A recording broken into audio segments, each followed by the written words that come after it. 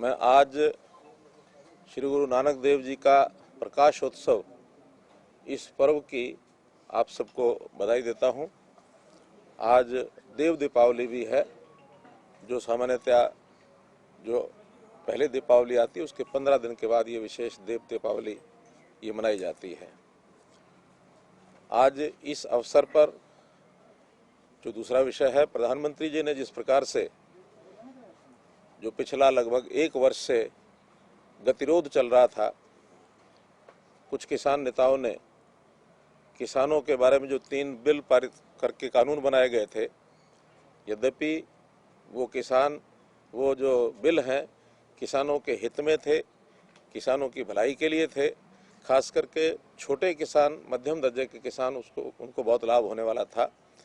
लेकिन चूँकि कुछ किसान नेताओं ने एतराज़ जताया और एक वो गतिरोध बना था, आज प्रधानमंत्री जी ने बड़े हृदय से, और मैं कहूँगा कि उन कानूनों को वापस लेने की घोषणा की है। और इसमें अब चूँकि देश के प्रधानमंत्री लोकतांत्रिक पद्धति से जो व्यवस्थाएं अपने यहाँ होती हैं, उनकी इस बात के ऊपर विश्वास करते हुए जैसे ही लोकसभा का सेशन शुरू होगा, उस समय इनको विधिवत तौर पर संसद में रख करके इनको वापस लिया जाएगा। और किसानों को अपील भी की है कि वो सब लोग अपने जो धरने हैं उनको समाप्त कर दें, जो लोग बॉर्डर्स पर बैठे हैं वो खाली करें, क्योंकि सामान्य जनता को भी बहुत उससे कठिनाई आ रही है और उस कठिनाई को दूर करने के लिए आखिर सबके भले के लिए सोचना होता है। तो वो खाली करके अपने अपने घरों को लौट जाना चाहिए और अपने खेतों में जाकर के भी काम करें। सामान्य गतिविधियां जो किसान की होती हैं उसके अंदर अपने अपने काम में लग जाए। प्रधानमंत्री जी ने अपील की है और मैं भी अपील करता हूं कि अब इस विषय पर एक सार्थक पहल करके और सब लोगों को इसमें आगे बढ़ना चाहिए। जहां तक एमएसपी की बात है, चूँकि वो तो एक सुझाव एक प्रकार का किसान संगठनों की ओर से है, वो तो कोई कानून बना नहीं है अभी, लेकिन उसके लिए भी पहल करके प्रधानमंत्री जी ने कहा है कि कमेटी बनाई जाएगी। उस कमेटी में केंद्र सरकार के लोग, प्रदेशों की सरकारों से भी लोग लिए जाएंगे, कृषि के अर्थव्यवस्था को जानने वाले लोग, कृषि साइंटिस्ट और किसानों के भी प्रतिनिधि, इन सब के बीच में सबको मिला करके और एक कमेटी बनेगी। वो कमेटी जो भी कोई सिफारिश करेगी, जिस प्रकार का विचार किया जाएगा, उसके बाद उस पर भी सार्थक निर्णय लिया जा सकता है। सर, ये जो हरियाणा के अंदर इसका जो पीछे केसेस बने, उनके ऊपर भी कोई सवाल, कोई पहल करेगी सरकार कि जो केसेस इस दौरान इस पीरियड में बने फार्मर्स? देखिए, जब कोई आपसी समझ होती है तो आपसी समझ में मिल बैठ करके इन सब चीज़ों पर विचार किया जाता है। और उसमें भी कई प्रकार के केसेस हैं। कुछ केसेस बहुत सामान्य केसेस हैं, सामान्यतः पहले भी ऐसे आंदोलन होते हैं तो उसी प्रकार उनके निर्णय किए जाते हैं। जो कोई बहुत गंभीर धाराओं के अंतर्गत होते हैं उनका विषय जो है, चूँकि बहुत केसेस कोर्ट में भी चले जाते हैं तो कोर्ट के माध्यम से वापस करने पड़ते हैं। तो एक सार्थक, जिसको कहना चाहिए, पहल हम अपनी ओर से भी करेंगे और इसमें किसी प्रकार का आगे कोई विवाद बढ़ने नहीं दिया जाएगा। आपकी कई बार मीटिंग्स हुई हैं माननीय होम मिनिस्टर के साथ, माननीय उनके सीनियर्स के साथ, तो आपने कितनी बार इन इश्यूज को उठाया और क्या चर्चा रही? खैर अब तो क्योंकि अब सब कुछ सॉल्व हो गया तो आज तो शेयर कर ही सकते हैं। क्योंकि देखिए, ये सारा आंदोलन का ज़्यादा असर हरियाणा पर या कुछ पंजाब में भी कह सकते हैं, लेकिन इन आखिरी दिनों में तो पंजाब में उतना प्रभाव नहीं था जितना हरियाणा में था, कुछ थोड़ा पश्चिमी उत्तर प्रदेश में था। तो मैं जब भी पिछले वर्ष भर में चाहे अपने पार्टी के अध्यक्ष से मिला हूँ, चाहे होम मिनिस्टर से मिला हूँ, चाहे प्रधानमंत्री से मिला हूँ, प्राय हर बार इस विषय पर चर्चा होती रही है। और हर बार उन्होंने भी कहा कि किसी प्रकार की कोई बातचीत किसी कॉर्नर से आती है तो वो ज़रूर हमारे तक पहुँचाते रहें। मेरी भी बीच बीच में कुछ किसान नेताओं से बातचीत चलती रही है, क्योंकि ये सब बातें इनफॉर्मल होती है। फॉर्मल लेवल पर हमारा कोई अधिकार भी नहीं है, क्योंकि ये विषय राष्ट्रीय स्तर का है, केंद्रीय कानून बने हैं। लेकिन इनफॉर्मली जितनी बातें, जितने इनपुट्स हमारे पास थे वो हमने बताए और उसमें बातचीत करने में जो लोगों को हम भेज सकते थे, केंद्रीय नेताओं के पास भेजा भी था। प्रारंभ में तो 11 सिटिंग्स जो फॉर्मल सिटिंग्स हुई थी, लेकिन 11 सिटिंग के बाद लगातार हर बार विषय एक प्रकार से रुक जाता था। बाद में इनफॉर्मल मीटिंग्स में कई लोगों के संदेश हमने पहुंचाए हैं। मैं समझता हूं उसी में से एक विषय निकला है कि अभी एक बार जो कि जितना गतिरोध हो गया है, उस गतिरोध को दूर करने के लिए शायद प्रधानमंत्री जी ने सोचा होगा कि यही उसमें से एक रास्ता निकलेगा और चूँकि कोई बात और किसान नेता इससे ज़्यादा सुनने के लिए तैयार नहीं है, तो उन्होंने बड़ा मन दिखा करके, और जैसे लोकतंत्र में होता है कि जनता की बात को ज़रूर ध्यान में रखते हुए निर्णय लिए जाते हैं, हालांकि निर्णय लेने का अधिकार भी संसद को है, तो प्रधानमंत्री जी के नेता हैं, तो नेता के नाते उन्होंने कहा है, तो निश्चित रूप से संसद में 29 तारीख को जैसे लोकसभा का सेशन होगा, तुरंत उसमें इसको निर्णय को स्वीकार किया। किसानों से अपील क्या है? सीधी प्रतिक्रिया अभी तक इस पर नहीं थी। उन्होंने कहा कि कल वो बैठक करके अपना फैसला देंगे। वहीं राकेश जी के किसान नेता का कहना है कि जब तक कानून वापस नहीं होते संसद में, तब तक हम तो आपकी क्या अपील है? आपने ये भी कहा है सर इसमें कि जब तक जो एमएसपी है उसके ऊपर कानून नहीं बनता, किसान हटने को तैयार नहीं है। तो जो कुछ किसान संगठन है वो अभी भी अपनी बात पर अड़े हुए हैं। देखिए, अलग अलग बातें अलग अलग किसान नेताओं ने कही हैं, कुछ लोगों ने स्वागत किया है और कुछ लोगों ने एमएसपी की बात कही है। मैं समझता हूँ इन दोनों बातों के ऊपर प्रधानमंत्री जी ने बात कह दी है, क्योंकि कानून कोई बने हुए तो 3 ही कानून थे, ये तीनों ही वापस लेने की बात कह दी है। और मैं समझता हूँ प्रधानमंत्री जी की विश्वसनीयता समाज में, इस देश में, बल्कि मैं तो कहूँगा दुनिया में इतनी बनी हुई है कि जो बात वो कह देते हैं उसको पूरा करते हैं। इस पर तो कोई चिंता किसान नेताओं को करनी नहीं चाहिए कि एक बार जब कह दिया है तो निश्चित रूप से यानी होगा ही। बल्कि अपने विपक्ष के नेताओं ने भी ये कहा है, अभी मैं हुड्डा जी का एक स्टेटमेंट सुन रहा था तो उन्होंने भी कहा है कि जब प्रधानमंत्री ने कहा है तो लोकतंत्र में विश्वास ही करना चाहिए, विश्वास करेंगे और उसको वापस करेंगे, अविश्वास की कोई बात नहीं है।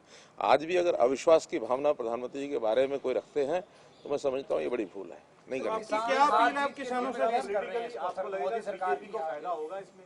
देखिए, ये पॉलिटिकल इस तरीके से नहीं सोचना चाहिए। किसानों के हित में हम हमेशा सोचते हैं, चाहे इन कानूनों के द्वारा लागू होने के बाद जो स्थिति थी वो अजम्पशन यही थे कि किसानों को लाभ होगा, और वैसे भी हमने कभी भी किसान के हित में ही हमेशा जितने कदम उठाए हैं, आप हरियाणा में देख लीजिए, हम लोगों ने पानी है वो टिल तक पहुंचाया है, प्रोक्योरमेंट भी जो है वो ज़्यादातर फसलों की प्रोक्योरमेंट हम करते हैं। जो हरजाना है, जो मानो हरजाना क्या, जो उनका नुकसान होता है, मुआवजा है, उस मुआवजे को भी हमने सारे देश में सबसे ज़्यादा यहाँ रखा हुआ है। पहले ये 12,000 रुपये एकड़ था, हमने उसको 15,000 रुपये एकड़ कर दिया है, 10 का 12.5 कर दिया है।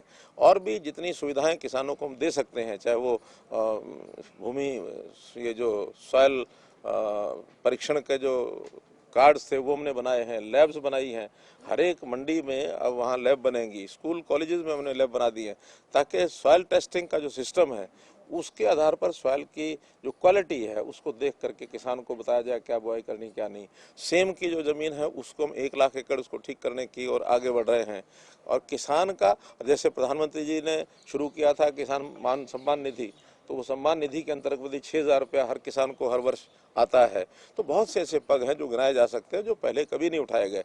आज भी आगे हम छोटा किसान जो है, जिसकी आय बहुत कम है, ज़मीन कम है, ऐसे किसान के परिवारों को किसी न किसी को रोजगार, यानी कृषि के अलावा रोजगार भी दिलाने का ये हम प्रयत्न कर रहे हैं। जैसे हमने हरियाणा में ही मुख्यमंत्री अंत्योदय परिवार उत्थान योजना ये चलाई है, इसमें 1 लाख परिवारों को, उसमें मैं समझता हूँ किसान भी होंगे, मजदूर भी होंगे, सभी होंगे, तो ऐसे परिवारों को रोजगार दिलाने की हमारी मुहिम चल रही है। आज भी उसके लेकर के मेरी बैंक के साथ मीटिंग है, जो हमारी स्टेट लेवल बैंकिंग कमेटी है, ताकि उनको ऋण मिल सके, उनको रोजगार करने के लिए काम हो सके। हम गरीब के लिए, किसान के लिए जितनी योजनाएं बनाई आज तक सब बनाई हैं, लेकिन केवल उसमें से शंकाएं पैदा करना, अविश्वास पैदा करना, ये किसी भी लोकतांत्रिक देश में उचित नहीं होता है। सर, आप किसानों को क्या अपील करना चाहिए? सरकार थी, चाहे केंद्र सरकार की बात करें, राज्य सरकार की बात करें, लगातार कृषि कानूनों के साथ समर्थन में खड़े हुए थे आप लोग। अभय चौटाला ये भी कह रहे हैं कि एक प्रस्ताव को हरियाणा विधानसभा में आप लेकर के आए थे, उसे भी वापस कराएंगे, जो कि इनके समर्थन में था। एकाएक ऐसा क्या हुआ कि प्रधानमंत्री सामने आए और वापस ले लिया? पूरी सरकार के जो स्टैंड थे। देखिए, ये पिछले बहुत समय से चीज़ें चल रही थी, कहीं ना कहीं कोई ना कोई स्टेप आगे आएगा। और आखिर तो समस्या कोई भी जब होती है उसके समाधान के लिए लोकतंत्र में तरीके होते हैं। उस तरीके में बातचीत का एक तरीका होता है। बातचीत शुरू में फेल हो गई, बाद में फिर लगातार दोनों तरफ से चीज़ें अड़ी रही। अंतोगत्वा पिछले लगभग 2 महीने से मैं कह सकता हूँ कि हमारे गृह मंत्री जी ने भी और प्रधानमंत्री जी ने भी ये संकेत किया कि समय आने पर सब चीज़ें ठीक हो जाएंगी। अब ये उनका अपना विषय है कि उन्होंने किस दिन उसकी घोषणा करनी और क्या करनी है, जो कि मुखिया वो हैं और केंद्र सरकार के कानून हैं, अधिकार भी उनको है। लेकिन हमने प्रयत्न सब किए और उस प्रयत्नों में से आज ये इस लेवल पर चीज़ पहुंची है। अभी भी कोई बातें अगर बची हैं तो उसको भी बैठ करके आगे, पंजाब के चुनाव से जोड़ के भी देख रहे हैं। ऐसा नहीं है, लोकतंत्र में चुनाव तो हर समय आता है।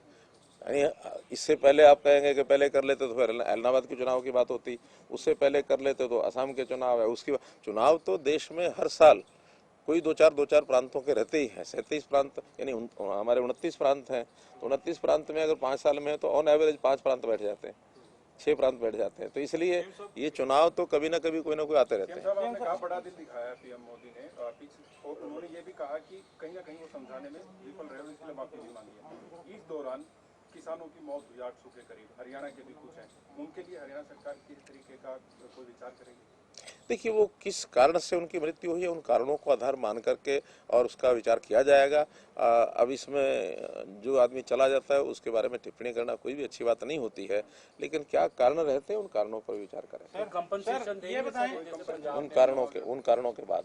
सर, तीनों कृषि कानून जैसा कि दावा किया जाता रहा किसानों के हित के हैं, क्या किसी न किसी स्तर पे ये बात इस 1 साल में किसानों को समझाने में हम ढीले रहे या असफल नाकाम?